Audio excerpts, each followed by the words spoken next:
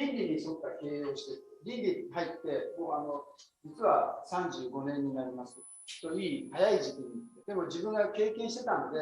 倫理っていいなって思ったんだと思うんですね。自分の頭の考え方を倫理の中に沿って、まずこの赤いのが倫理だと思っていただければいいんじゃないかなと思います。で、その間を人生をこうぐーっとやりながら、大体4つのブロックに分けて、最初はですね、お金がない、物がない、そしてですね、知識もなければ信用、設備、人いない、特に人がいない。この重力に耐えたいながら勇気、やる気、覇気、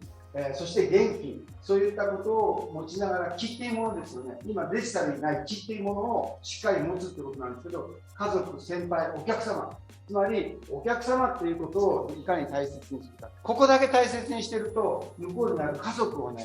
ないがしろにしちゃったり、社員をないがしろにしちゃったり、俺のためにみたいな話だと思うんですけども、そんなことを経験しながら頑張ってる人って、ラッキーだったのはね、地味な仕事なんです。で、頑張って、要は誇りをね、集めるようにしてやってきたので、会社も順調にいきっていうことで、人っていうのは本当にいないんですが、コツコツっていう言葉を昨日言われました。もうどうせ先輩がね、もう頭悪いんだから覚えろよって言って、コツコツ骨になるんだから、もうそうやって人生生きていけばいいんだからって、その通りだなって言ったら、そこが止まるところがある。登れない時がある。そこはね、じっと我慢しよう。下がっちゃいけない。降りちゃ絶対いけないんだよ。降りるのは楽なんだけど、ダメなんだよって、ここで頑張って。そしたらまた時期が来るから、またそこの階段を探して登っていくんだよってことを言われました。時間もできたりですね、飲みに行ったりとかね、名誉があったりとか、いろんな掛け事を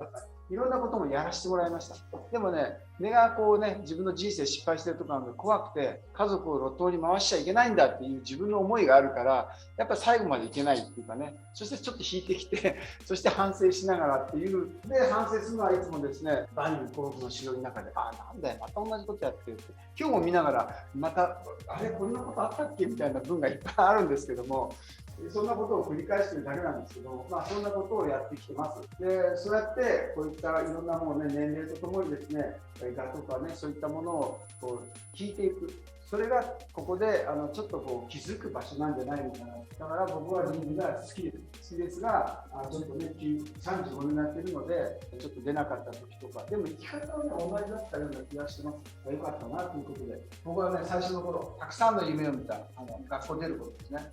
そして、勤務時より豊かな経済生活をしたいっていう、やりたいっていうことを言ってくれてたんで、自由に自分でやりたいことができるんです。そしてより多くの収入を得たい。初めはやる気、欲望が強い。金儲けのために寝る間も惜しむ人の2倍、3倍働きで、必然的にそれなりの成果がある。人を雇用する。ここから話がある。でもここに来る人たちは経営者の集いなんで、経営をされてる、あるいは代表の人たちだと思うんですけども、問題はここから始まるということなんですね。つまり自分のコントロールは、でもここの陰にはね、家族っていうことを忘れてるんです。で、自分以外の人が自分の時間に入ってくる。明らかに自分でできないから入ってもらった自分の利益を追求する動機では限界が出てくるということなんですね。つまり一緒にやっていかなきゃいけない。その人たちが一緒になってやっていかなきゃいけないんだよ。気づかぬ人は職人ではある。多くても3人ぐらいで手足になる。で、こうしろ、ああしろってことで。そういう人たちが今多いんですけども、うちはね、それがちょっと切り抜けられたのは倫理のおかげだと思っています。動機を変えなければ、変えない限りは協力してくれない。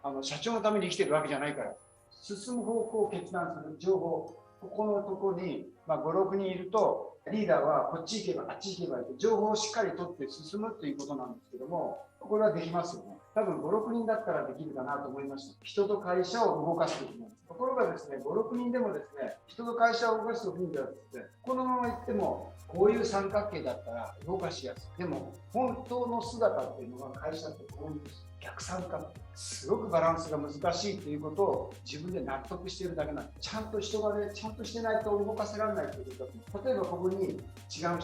そしたらここに集団が何人かできたとすると、この三角形のバランスは無理。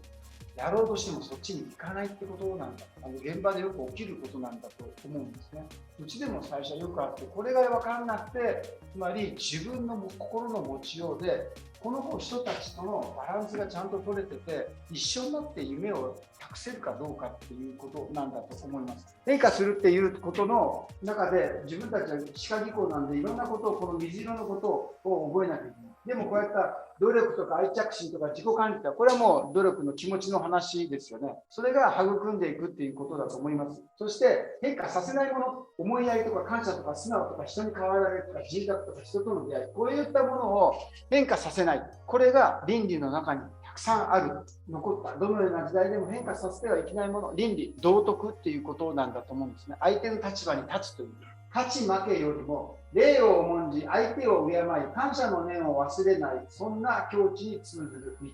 この言葉が作るこの国の独特の文化、礼節、謙譲、感謝である。見えないけれど大切な心、これが道っていうことなんだってことが早い段階で教えていただいて、なんか気づかされたんだろうなってことで、それなりにやってこれたことはありがたかった。つまり真ん中に来るのは倫理であってって、ただですね、やっぱりですね、家族を裏切ったりですね、仲間を裏切ったり、先輩をね、裏切ったり、やっちゃいけないお客様を裏切る。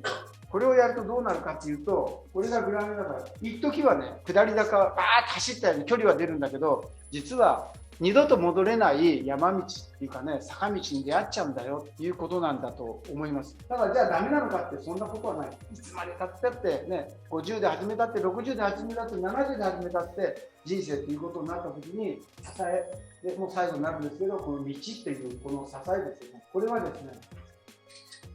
いつもね、人という裏側に来て細くてね、見えないかもしれない、影になってるかもしれないんですけども、この道というものは、実が見えるんだけれども、方向性をちゃんと持ちながら進んでいけることなんじゃないかなと思っています。昨日いろいろなことを喋ってきて、今日もですけどもね、やっぱりこう縦軸はしっかりね、しなきゃいけない。その中で横をどうするのか。丈がしてないのにかっこよく横だけやってると失敗して、自分もね、そういった波に乗りながらやってこれて失敗もあったんですけども、大きな失敗がないまま超えたことは本当に